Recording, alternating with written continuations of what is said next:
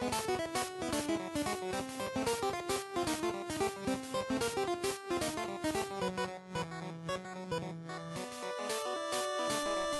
again, everybody, and welcome to another episode of Fun and Games Podcast. I'm Geoff Moonen. And I'm Matt A.K. Stormageddon. And you're listening to episode 108. And this episode, we wanted to talk about mental health in games and how games help us deal with some of the bigger emotions in life. And Matt and I have a lot to say, but I don't know if we're fully equipped to talk about that, just us. So we brought on a guest, a friend of ours, an LCSW,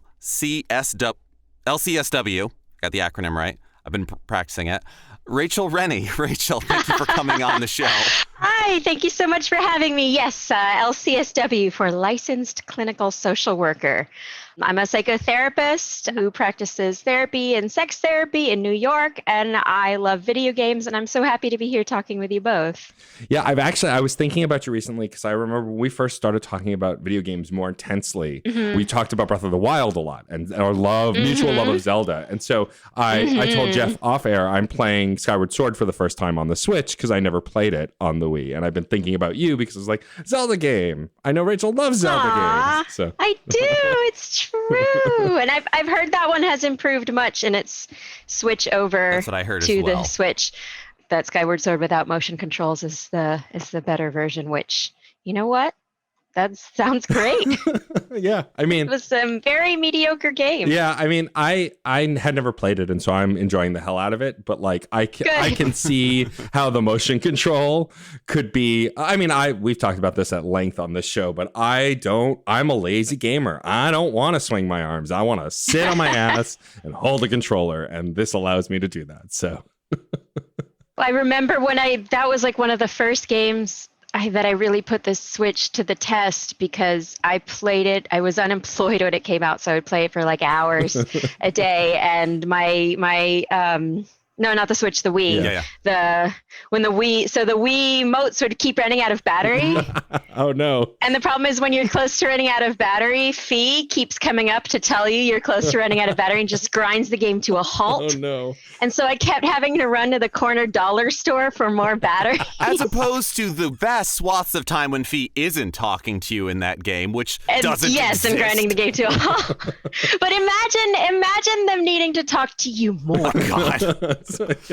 I watched Sarah play it, and she, for one, loved the motion controls because people would tell her, like, you don't have to swing your arms that much. She's like, screw you, I have a sword. But also just sitting there watching Fiend just being like, really? Oh, God. Oh, God. So I can only imagine.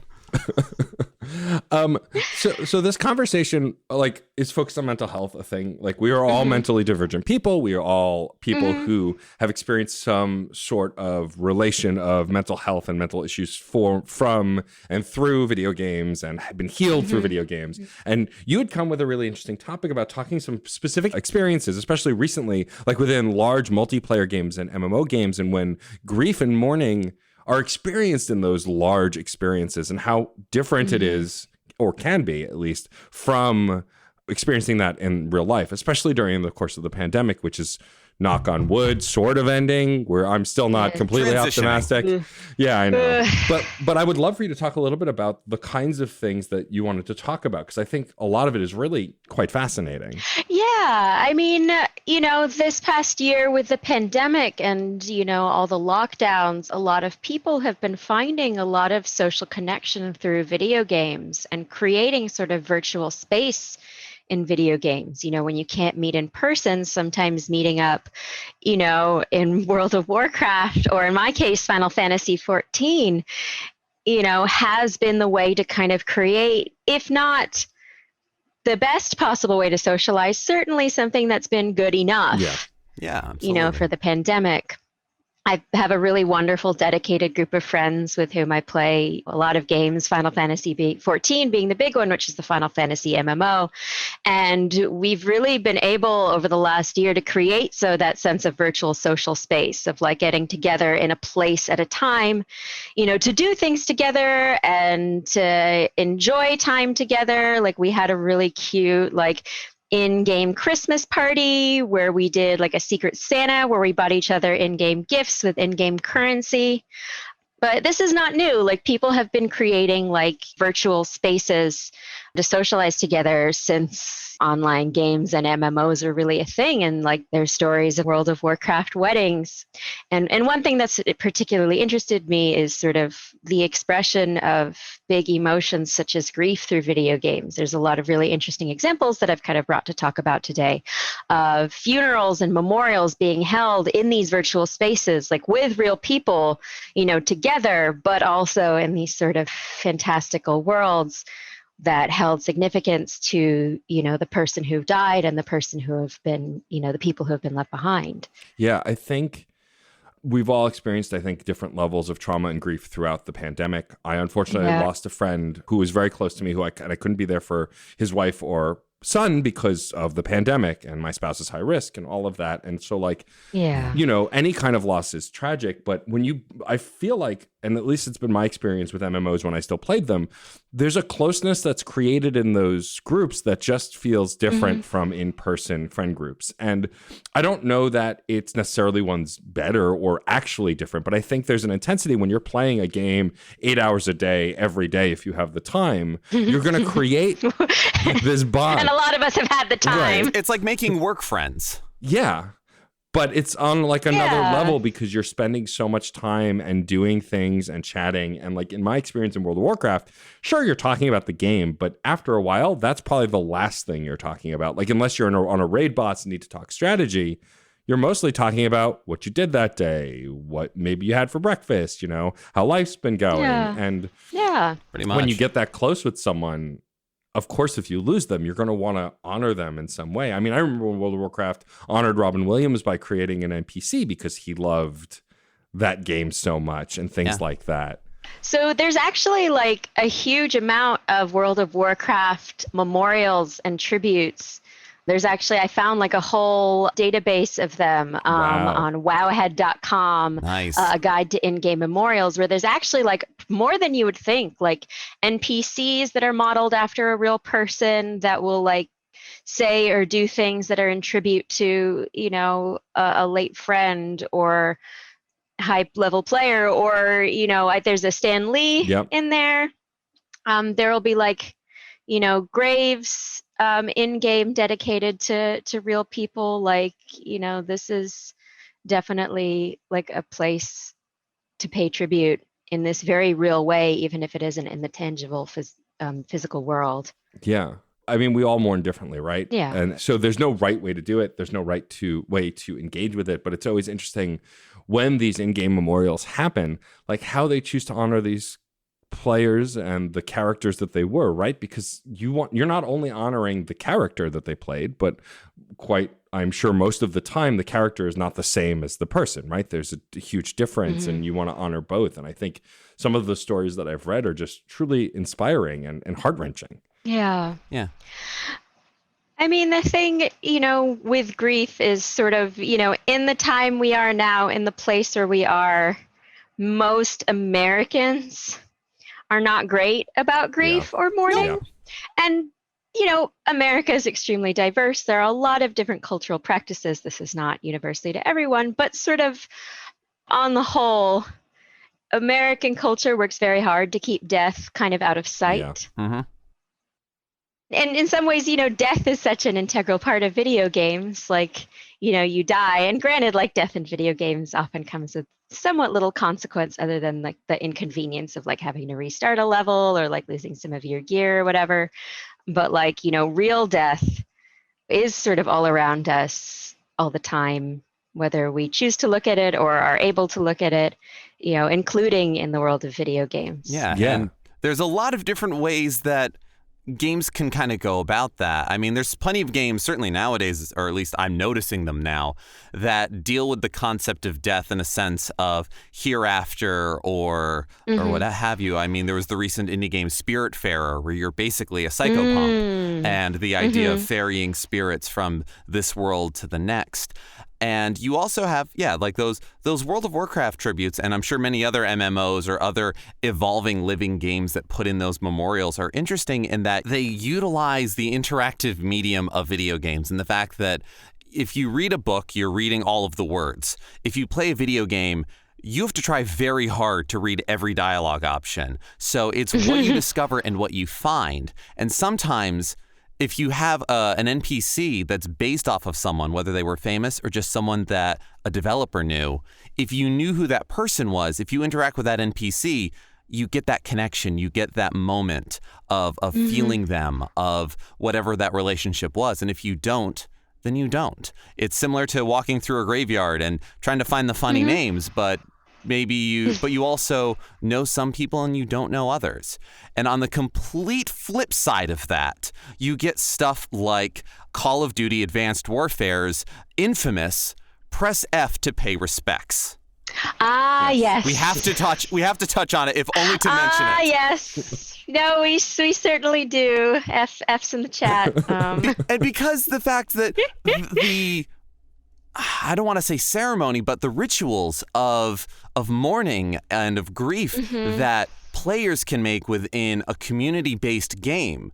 I'm sure Animal Crossing could have some pretty interesting ones too. Oh, man. That's utilizing in-game tools to do that, whereas something like Press F is done by the people who created the game and could do whatever they want within it. And this was their idea of grieving is simply just another button that you press in a QuickTime event. It is simply the complex act of grieving, of paying respects is something, which is, I mean, I know it's like to salute and do everything at that funeral, but it trivializes it and condenses it down to a singular button press.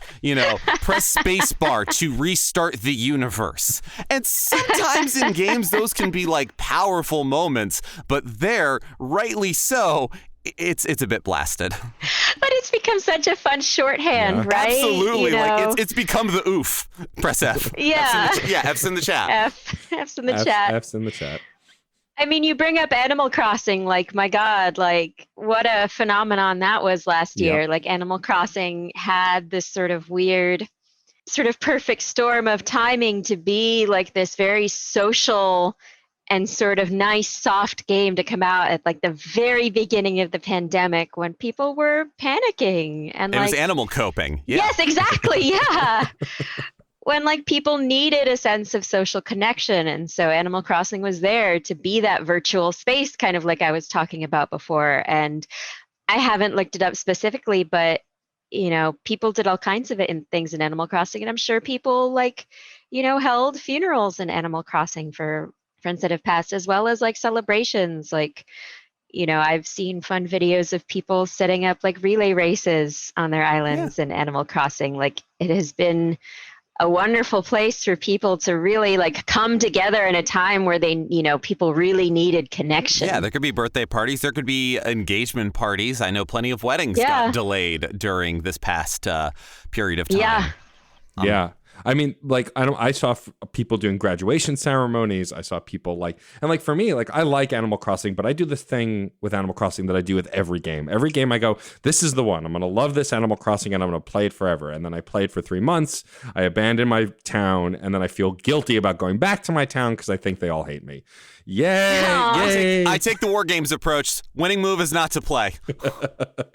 Yeah, I've actually never been an Animal Crossing person, and when this one was coming out, I was like, oh good, all my friends will be excited and I'm going to be doing other things. And I tried, like it was such a phenomenon. Like I tried, I got it, and I tried and I gave it like a few days, and I was sort of in rags and my friends were coming to my island in like hats and fun jackets, and I'm like digging in the dirt with my stick still, and I was like, no. What's news of outside? Yeah, I mean, I really liked it for a while, and it did allow me to connect with some Twitch streamers who are doing like community events on their islands and stuff, and that was all really fun. But yeah, I did taper off with it like I always do. But you're right, absolutely, like Nintendo couldn't have timed that better if they had not plotted the whole thing. And like it's just wild to me how that loop continues to happen, especially with a lot of video games during the pandemic, like definitely getting more love because we're home and we have nothing to do. I mean, the console selling out is due to, of course, the lack of the supplies and the supply chains running dry and all of that stuff due to the pandemic. But it's also because more people are buying video game consoles than ever before because they're home. and they want to play something, and playing something helps you move through this stuff. Like I've been doing a Mass Effect podcast for many years now, where by the time this episode releases, we'll have wrapped our 3rd season and finishing playing through the trilogy. And Frankie and I had wanted to play through this game and make the choices as if we were Shepard to see what that experience was like. Because when we were young and dumb, we probably made those kinds of decisions, but we also wanted to sex the pretty alien too. So like, I mean, come on. So many. And so if you haven't played the Mass Effect trilogy and you don't want to be spoiled for some minor death and stuff, I mean, I would skip ahead maybe 10 minutes, but like death is so, like, we talk about how like death is almost comical in a lot of video games, and death is so heavily tied to this game in so many different ways. And even mourning, like there's a character that you lose in the 3rd game who dies protecting you. His name is Thane. And in a later DLC that they give you a chance to have a memorial for this character. And like his son is there, and you can do a eulogy, and it made me cry. I mean, I love the character already, but like it's so emotional. You're even in the beginning of the second Mass Effect starts with Shepard's death, and like the first time I saw that, my mouth was agape. I was like I was just looking around, like looking for the camera, like in the office. I'm like, am I being punked? What's happening here? You spend $60, game over. But you know, and those moments in Mass Effect are so powerful to me because I've built those relationships that feel so real. The writing, the dialogue choices, the experiences feel so real. And as someone who is an empath, being able to feel that is a double-edged sword in video games, right? Like the highs are really high, but the lows are really low. And like I beat the game recently twice because I beat the Legendary Edition. And then we finished the final mission for my podcast. Like within a week, I did both. And like I spent like after each session, I cried for like a half hour because it's like these games are meant to be emotionally impactful. But I don't see that as a negative. Like I don't know. Do I like feeling those feelings? That's a complicated thing to answer, but I would never trade those experiences for the world. Well, they're cathartic. Yeah. You know, like these are very deep human emotions. And, you know, sure, like we, you know, play video games to have fun, but, you know, if like their art, like we take them seriously as art, and you know, art is a way of touching, you know, something real in yourself, and grief is certainly one of those. And I'm sure you're, you know, going through your own grieving process, just finishing the game, like saying goodbye to something, you know, that was important to you. Yeah. It was on multiple levels because I'm grieving finishing the game. I'm grieving the ending choice. And then I'm also grieving that a 3-year project that will go on, but like that the initial pitch of Reignite was to do the trilogy as if we were Shepard, and that's over. It's done. Yeah. Oh, I also grieved that. When we were recording the finale, I was sitting across from my co-host, which I hadn't done since way before the pandemic started. And when I started to thank her at the end of the episode, she looked at me and said, "Don't you dare cry. God damn it." Because like if I started, then it would just be a half hour of us crying on air, which I think the people wanted. Right, sure. Yeah. But like that's the end. When I talk about things like grief, you know, like with my clients, you know, grief is very much an extension of love. Yeah. You know, the pain, I truly believe like the pain you feel in grief is the inverse of like the love that you felt for, you know, the person who died or the thing that you're losing. Of like, you know, the more you love that person, that's the sharper that grief is going to feel. And, you know, that's hard. It's painful. It sucks, but you can also create really beautiful, meaningful things from that. Like grief can bring life, you know, so much meaning. Sort of returning to video game funerals, sort of one of the things recently that really touched me was in Final Fantasy XIV, when the manga author Kentaro Miura died. Kentaro Miura wrote and drew the manga Berserk since like 1988 something. Sounds about right. Yeah, like it's not even, the story isn't even finished yet. It's an incredible work. I'm working my way through it right now. I'd never read it, regrettably, but like it's amazing. It's lush and dark and violent and like just raw, and it's really good. And in Final Fantasy XIV, there's a class you could play called Dark Knight. That's a tank class that's sort of modeled kind of after, you know. It's a bit guts. Yeah, it's gutsy. you get, you're a big dark knight, and you can have, it's Final Fantasy 14, so you can have like lots of different outfits, but there's a big sword. And players, when Miura died, held a vigil in Final Fantasy 14 and lots of different worlds across all different servers, where they all gathered in the plaza of one of the big sort of 3 game cities in Ul'dah. And they all stood up in a line as Dark Knights with their swords out, some of them with little fires burning in front of them. Wow. And it's really beautiful. I recommend looking up pictures of it. And it's just this huge straight line of people in front of the giant spawn-in crystal. And apparently so many people were there lined up with their big swords that it was like causing some issues. Like you couldn't things weren't loading correctly. Excellent. Yeah. And like it was just a really beautiful thing, and it's what's interesting is like you can go and see it. Like it's, yes, you could look at the pictures online, but while it was happening, like you could log in and teleport to this place and see, real people gathered to pay this like beautiful and loving tribute to an artist that, touched their lives. And so now here they are touching other people's lives. And creating this like meaningful moment. That's beautiful. Yeah. And I mean, something that strikes me as we talk about this is going to be a weird statement. That video games can be great emotional practice in its way. Yes. Because you can choose to feel grief. You can also choose to grief. And we'll get to that in a second. There's stuff about that. I think of the way that both in how creators can pour themselves into what they make, and those who interact with it are also part of this process. A game like Celeste that was created as a sort of meditation on anxiety and depression, and also became so much more for the creator in terms of their gender identity, that came to them after they created the game, but is also so much for us as gamers in our own journeys with anxiety or depression, or even on more, I guess, pedestrian levels of things like daily frustrations, having worlds with defined rules that you can then feel a little bit of control, consequence-free, like a single-player game where I know how to beat this game. Okay, I've got this. And it gives you a way to confront certain either frustrations, feelings of helplessness, feelings of whatever, to kind of ground those out. If you're not able to sit and talk them out, or you don't have those ways to do it, it's not perfect, but it can be practice. Yeah, I mean, a grieving experience that stands out to me that I remember very vividly was grieving over the loss of a job, because you can grieve over things besides people, of course. Yeah. And absolutely. Of course. And it was one of my first major job losses. It had been a job I'd been at in marketing for ages. Lord knows I know now how much happier I'd be without it. But like at the time, I hadn't really lost a job like that. And so it was during the era of the Wii, and for like 3 or 4 days straight, I played Super Mario RPG on the Virtual Console. That was my way of grieving, because Super Mario RPG, which I've talked about here many times, is one of my favorite RPGs of all time.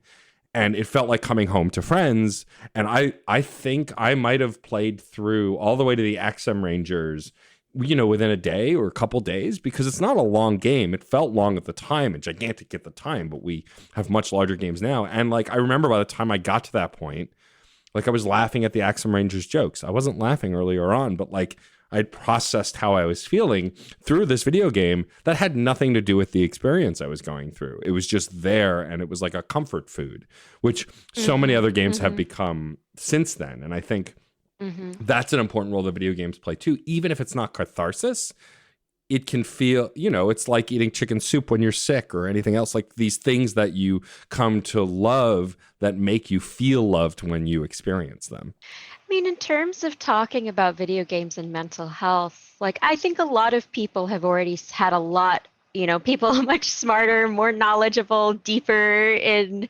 the sort of video game knowledge than I about like anxiety and depression through video games. There have been a lot of video games that have communicated a lot.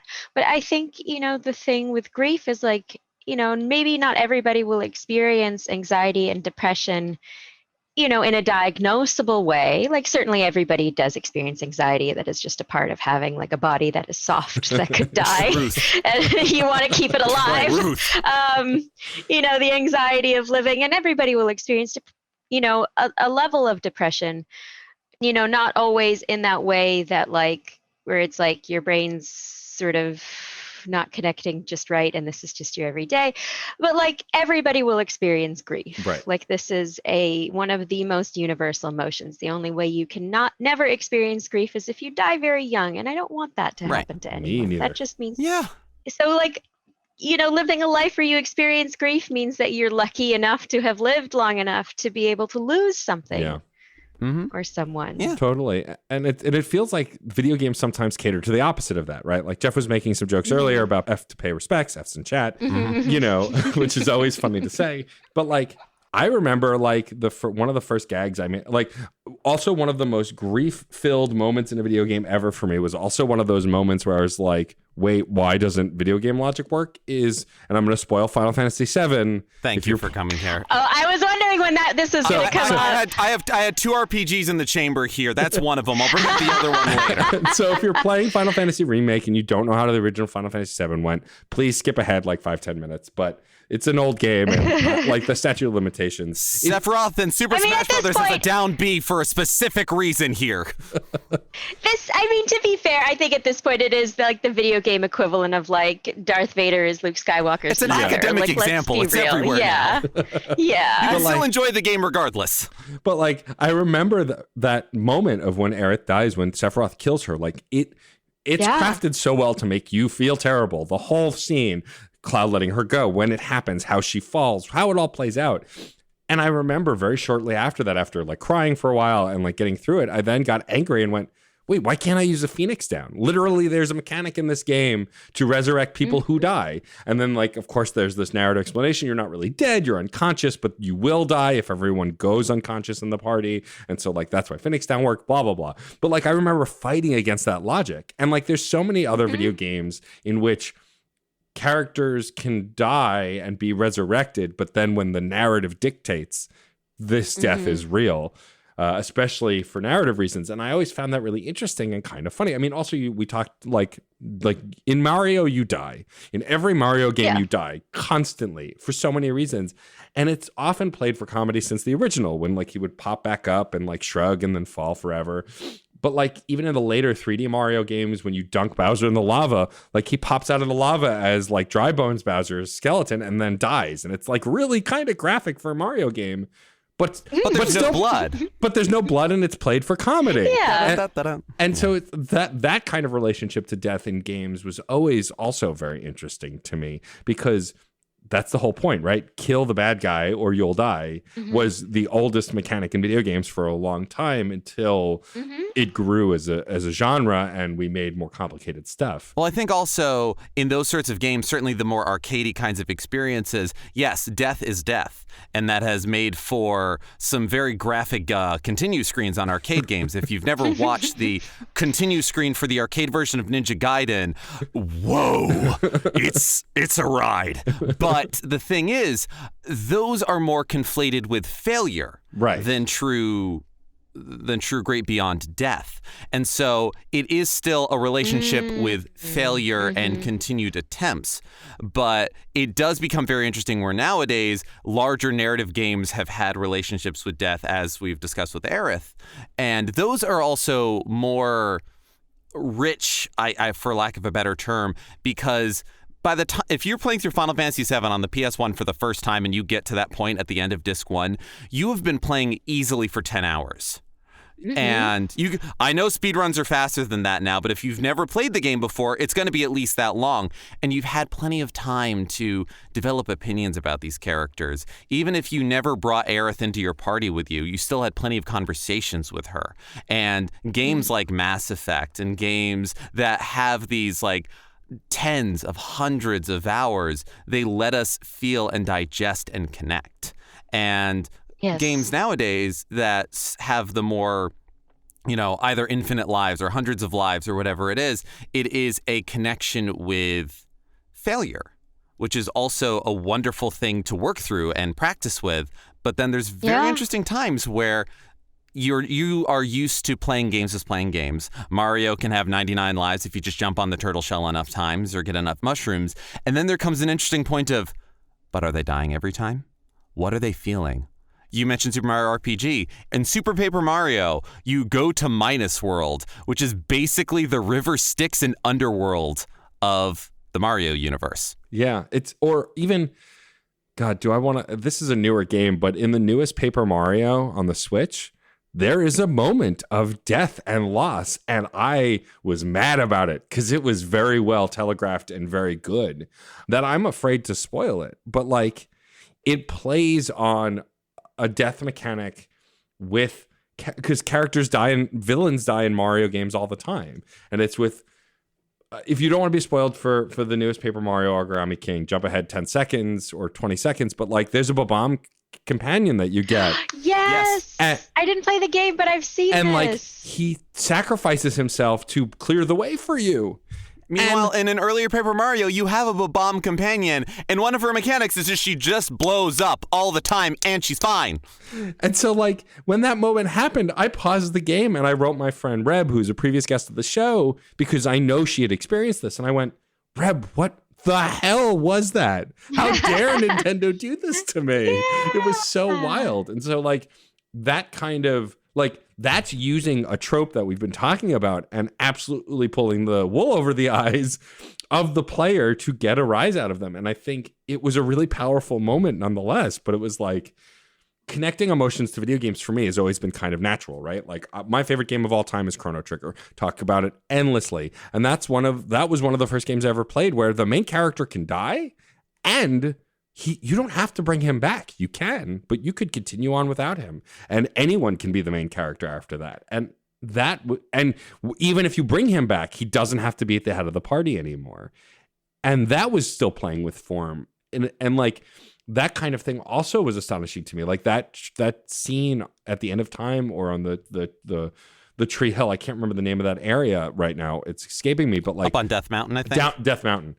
There's a heartfelt moment either with Luca or Marl or whatever character that you bring that has the closest relationship to Chrono. And that was like the first time I really saw like this acceptance and relief in a way that I'd never seen before also, which is really wild.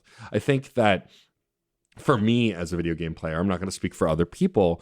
I've needed video games on a level that I don't even know that I realized, right? Like I've definitely worked through trauma through video games, you know, and I know other people who have worked through, like, we make a joke on Reignite often is like, we're attracted to the aliens lightly seasoned with trauma. But like that joke is born out of a truth that when you've gone through a traumatic experience, it changes you and it makes you who you are for better or worse. And while I would never wish that kind of experience on anybody, it does, your whole life and perspective will change after a traumatic event on some level. And video games has definitely given me a way to reckon with that in a way that I don't know that other media has. Well, video games are so personal. Like as the player, you have so much agency in sort of a world where, you know, much like the real world, you don't. Yeah. You know, like I think one of the reasons why Aerith's death in Final Fantasy VII was so impactful to so many people was, you know, I'm sure this wasn't the first example. And again, I'm not a video game scholar, but like I think sort of pop culturally, this was sort of one of the first examples of like the game taking the agency of life away from the player. Yeah. Where like, yes, like any other time in the game, if anybody died, yeah, you just pop a phoenix down. But in this case, like, you know, the story of the game, the world of the game was like, no, like you are not in control here. Yeah.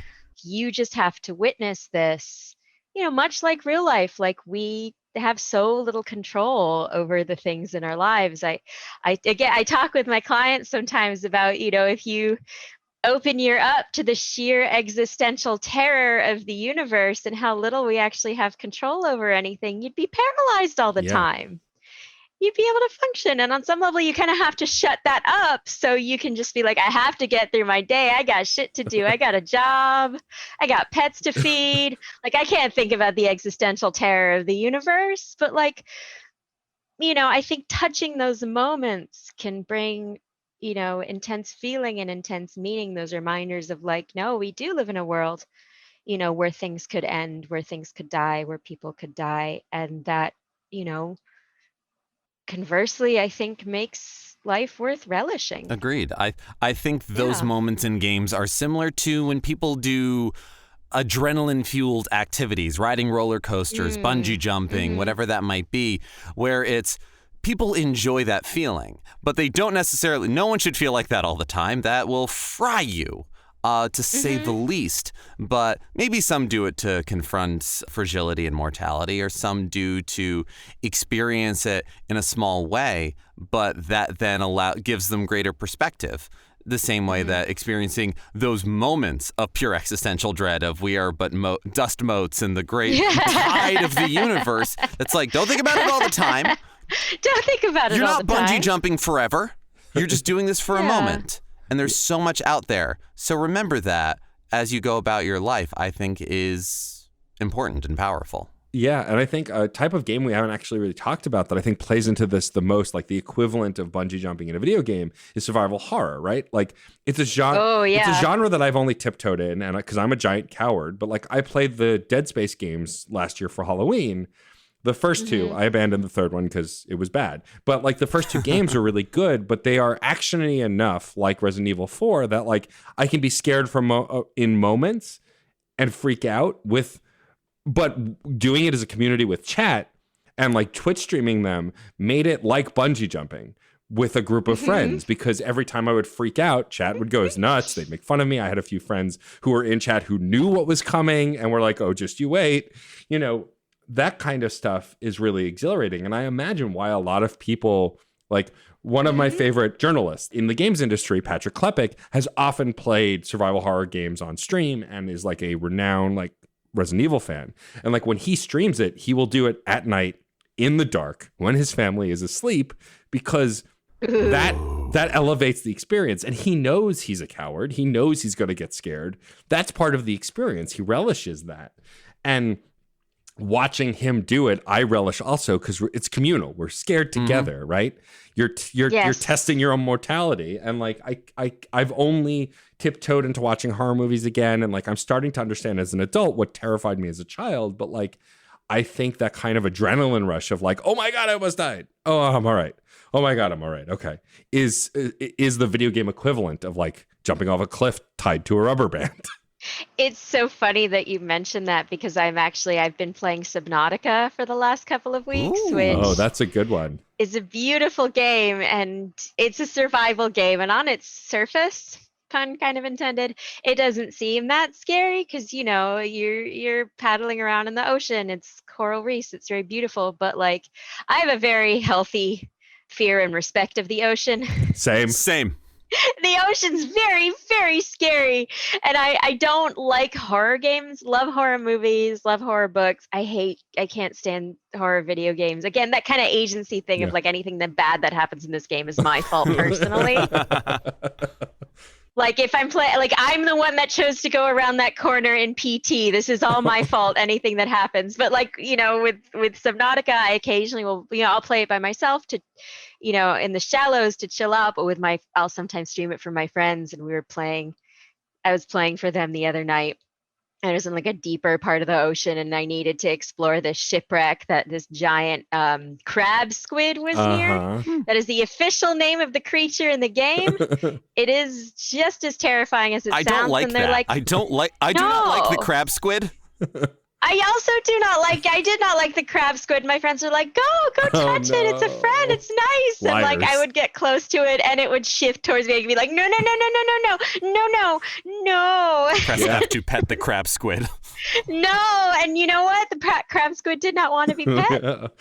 It wanted to kill me. I mean, that's a very specific fear, and I have that fear. I'm terrified of like being stuck in the deep ocean, and like there's a moment in the Leviathan DLC, bringing it back to Mass Effect, where Shepard just thinks it's a great idea to get into a watertight a sealed mech and walk off a ledge to the bottom of the ocean to find something, and like the loading screen in that moment is just you sinking endlessly until you hit the bottom. And I'm just like, that whole experience, I'm like, nope, no, I don't. Shepard, this is one place where my Shepard, if I were really being Shepard, I'd go, peace out, I'm out. Someone else do this. Which is interesting then that they're more comfortable in like the vastness of space. Right. But it's technically like the same thing. It's both more open and less open. And like that, I think that emotional connection is really interesting too. Like I've been watching my friend Derek Van Dyke stream Subnautica a bit. And like I asked, is this a horror game? And he went, no, but... And like watching him like dive into the depth and like just go deeper and deeper, or like seeing one of the crab squids. And I'm just like, I don't like this at all. Anything's is a horror terrifying. game if it's got something you do not want to deal with. I have a friend who's terrified of spiders, and like will ask in our Discord when we talk about a game I really love, especially like medieval fantasies, like, are there giant spiders? Oh I my cannot God. play it. One of my friends does that, and their spouse is incredible in being Spider Watch because they love the Dragon Age games. They love open world RPGs, and fantasy RPGs love giant spiders. Yeah. Boy, do they. So it's a thing they work on together. And that like fear is an emotion I hadn't really thought about for this discussion, but it can be very varied. Like I'm afraid of heights, and most video games when I'm high up, I'm fine. But if I'm in a first person perspective in a game and I have to look over something, I am less all about that. Like in Skyrim, you could climb to the highest tower, and then I would look over and be like, nope, I'm good. I'm going to go back down. I will get vertigo if I jump from a high place in a video game. I absolutely will, and that's weird because my old MMO drug of choice was EverQuest, and one of the skills that you could level up for certain characters was called Safe Fall, which meant that you would take less damage from falling from high places. And the way you trained that was falling from high places. And so this was my own just... Sort of. Yeah, I liked playing monks. I want to make this happen. I am just going to start dropping off of things if this kills me, and it might kill me because I don't know how much damage I'm taking. But still there are games where it's like, you got to jump off this spot. And past a certain point, it's like, oh God, oh no. So you got to mess around with some exposure therapy. Exactly. Quite. I didn't have the terms then. I was 13, but yes.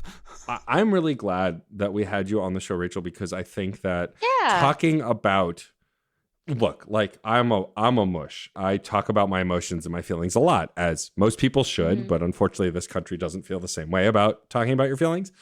But like, I mean, that was also like, to keep bringing up one of my favorite game franchises of all time, one of the things that made Mass Effect so personal is it was racked with emotion, and I felt emotional connections, and like it made me feel things. And I think you don't have to feel things playing video games. If you just play video games, like you love Call of Duty, you like mowing down Nazis, like go for it. Nazis are the greatest cannon fodder of all video games because I never feel bad about killing a Nazi. And if I've offended you, go fuck yourself. One of Certainly those digitally killing Nazis. That I never have a quandary about that. Yeah. But that said, I think that having an emotional connection to video games, especially when you experience grief and these other things, makes this the kind of experience that I love about games, is that it makes you feel and experience something. Of course, I love playing games when I don't feel anything. Also, like if I want to play a puzzle game or things like just to, make the mechanics happen. But mostly I'm playing video games to experience something, even if it's just joy or, happiness or excitement. What's so nice about media, and definitely video games included, is like recognizing a piece of yourself in something is so valuable. Yes. Like whether that is, an emotional experience or identifying with a character, like there can be something so meaningful in experiencing something and being like, oh, that's me. Like I have felt this. I know this emotion. I know this feeling. I know this experience, or I know this person. And that can just help you feel less alone. Yeah. It is. In the world, and it can be such a incredibly valuable experience to be like, somebody out there understands something I've been through that is difficult to communicate through words. Absolutely. And I think video games can really, in particular, provide that, again, by kind of like involving you. And you are so much more active in video games than you are in any other kind of media, and so you can really move through that experience as your character, but also kind of as yourself. Yeah. And that can touch something really deep and really beautiful. Agreed. I said I had two RPGs in the back of my head when we started this. I will touch on the other one briefly. Actually, it's kind of two. The Persona games. Oh, sure. Oh, yeah. Because I completed Persona 3 Portable for the very first time during lockdown. And Persona 3 in particular, out of all the Persona games, is one where every character in that game is connected with death in some way and has to interact with it in some way. And they all reckon with it on different levels. And what a game to also look at and have feelings of, I can do so much, I can have so much power and agency, and yet there are some things that are inevitable, and that's okay. And what happens there? And I guess the little anecdote to put a button on this is my spouse has an aversion to anime. She doesn't love the animation style. There's certain like things about it. She's not against it. She just has an aversion. She's like, don't push this on me, otherwise I'm never going to. But I think she's going to watch Mob Psycho 100. She really enjoyed a bit of that. But we started playing Persona 5 this past year. And actually, as of the morning of this recording, we are gearing up for the final battle of Persona 5 Royal. And also, anyone who's never played Persona 5 Royal, the last part of the game has some incredible stuff about grief, about the traumas, the big and small traumas in our life, what they make of us, and what removing them might do. But again, that game has so much anime boys, high school boys and girls and everything else, and it's goofy and we're laughing about it. But we got towards the last fight of the main game of the Persona 5 part. And there was a part where I'm getting choked up and emotional about it just because, yes, I am a weepy boy that feels things. And I'm feeling that, and I'm just trying to keep it together, and this is good, and this is a great game and everything else. And I just hear Sarah next to me like, fuck you, anime kids, for making me cry. And you get that time to invest and that time to feel and that time to connect. And we definitely, throughout playing Persona 5, had moments where we just went, oh, that's me. And then we get to see them deal with things that were problems that we had as teenagers, that we have as adults. And whether they are things that we still deal with or not, it was still very powerful and, dare I say, healthy to feel those things and either get a little bit of perspective or to see the distance that we have from what that was and know that I don't have to struggle with that anymore. I thought I was, because we are so often just full of everything that's happened to us. How can we not be? But to sometimes see you know what, you've been wearing that coat for a long time, but it's summer. You don't need to wear it anymore. Yeah. Is wonderful, and I'm very excited to see what the completely bonkers ending of this game is going to be.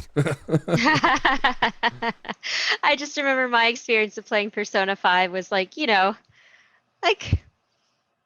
am an adult. I'm also my job, I'm a therapist, which I know for many people, I'm very much an authority figure. I have my own opinions about whether or not that's true, but many people do see me as an authority figure, and I just have this very strong memory of playing Persona 5 on my sprawled out on my couch, being haha, yeah, fuck adults, burn it down. Adults suck, teens rock. Oh, definitely. It's that feeling strong. Yeah. But in some ways, connecting with my teenage self, that was kind of nice. Yeah, video games, I think, have a really great way of bringing out what we're feeling inside, especially if we want to.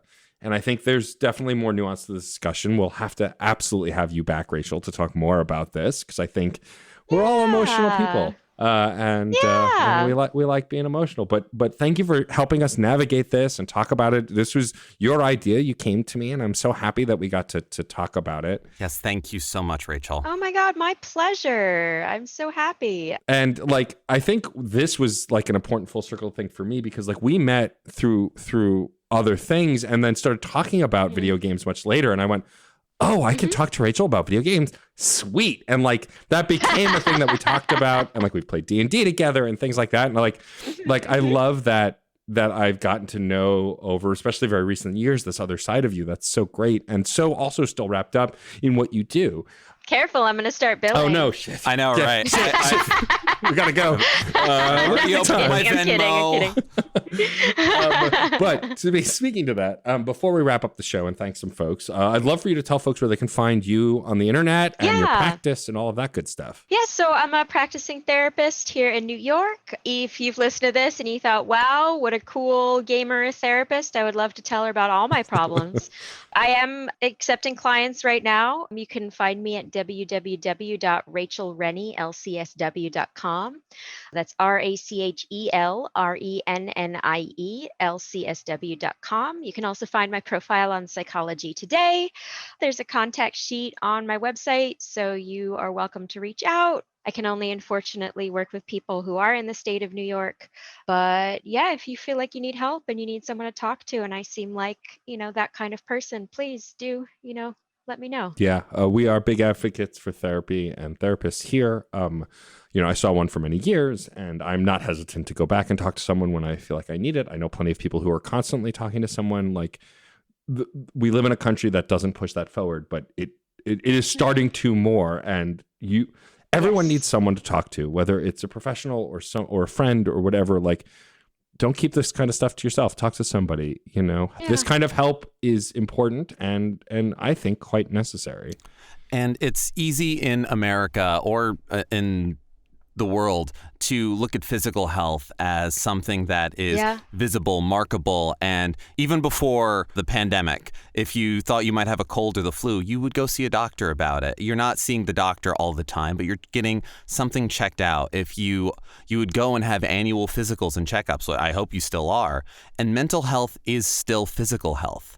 The two affect each other in great ways. And my own primary care doctor has informed me of all kinds of incredible ways that our bodies and minds and all different parts of our health are connected in ways that are still mind-blowing to me. And there is great stigma about neurodivergency and about mental health.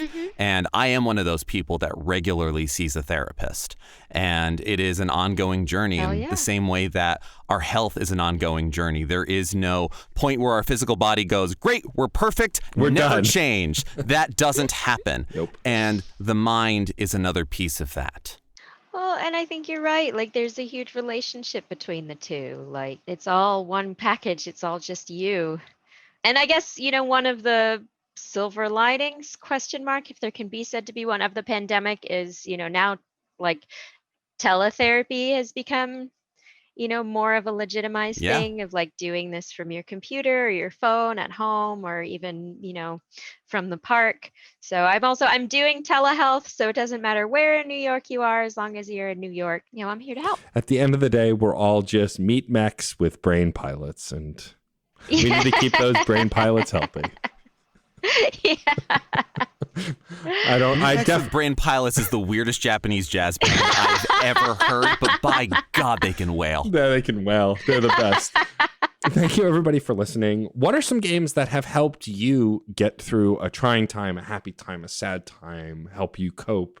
Are there memorial moments that really stood out to you? Are there things that really help you cope with life through video games? We would love to hear those stories. You can send them to us on Facebook. We're on Twitter. We're on Instagram. We're all Fun and Games Pod, just about anywhere that you look. But please share your stories with us. We would love to see them. Whether it's utilizing the tools of the game to create something for yourself or the game design itself helped you, there's all kinds of great ways to have emotional practice while interacting with the media that we love. And we want to know how you navigate this world. And even if it's just to spam our Twitter with F for a day and a half. That's fine. We'll take it. Have fun with that. We know you listened. And if you have any thoughts about episodes we've had, guests we should have in the future, or possible episodes or topics to discuss, you can also email us at funandgamespod@gmail.com. Any way that you want to interact, this is a conversation. Thank you for being a part of it. I'm Geoff Moonen. And I'm Matt A.K. Stormageddon. And happy gaming. Hey, Nerf herders. You sure you want to go with that? Hey, everyone. There we go. More inviting. Have you ever had a movie that you really wanted to love, but something holds you back? Or one that you did love in spite of a flaw? Well, I'm Case Aiken. And I'm Sam Alisea. And on Another Pass, we sit down with cool guests to look at movies that we find fascinating. But flawed. And we try to imagine what could have been done when they were made to give them that little push. We're not experts. We just believe in criticism. Constructive criticism. Sure. So come take another pass at some movies with us. And every now and then, we can celebrate movies that did it on their own, too. You can find us at certainpov.com or wherever you get your podcasts. Pass it on. CPOV. CertainPOV.com.